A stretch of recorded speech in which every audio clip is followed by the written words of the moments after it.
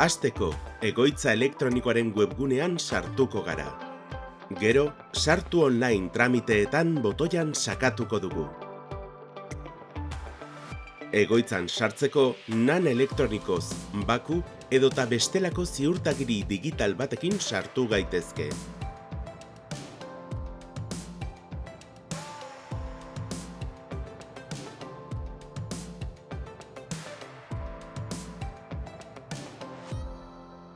Egoitza elektronikoan sartu garela, onartu eman eta orain bi aukera izango ditugu izena emateko.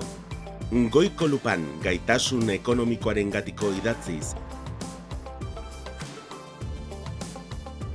eta beharrezko aukerari emanez,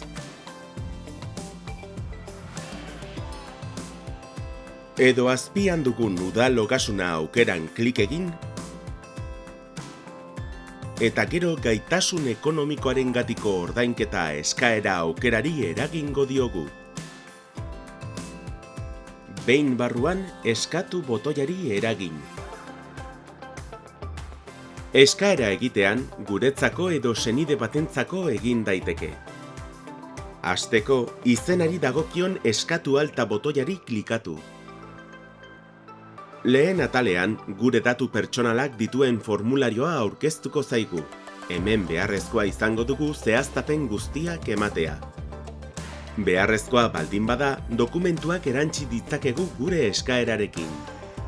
Behin guztia egiaztatuta, jarraitu saka dezakegu. Bigarren zatiak modu elektronikoz jakinaraztea nahi dugun edo ez aukeratzea uzten digu.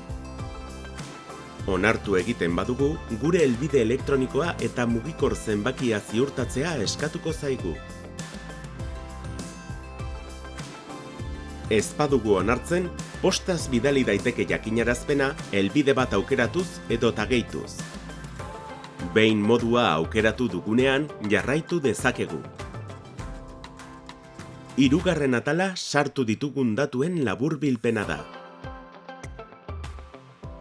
Behin formularioko guztia egiaztatuta dugunean, sinatu eta erregistratu eragingo dugu.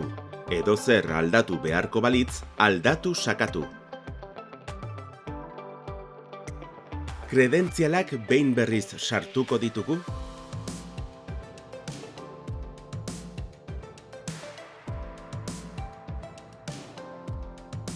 Eta horrela, gure eskaera egoki egin dela aterako zaigu.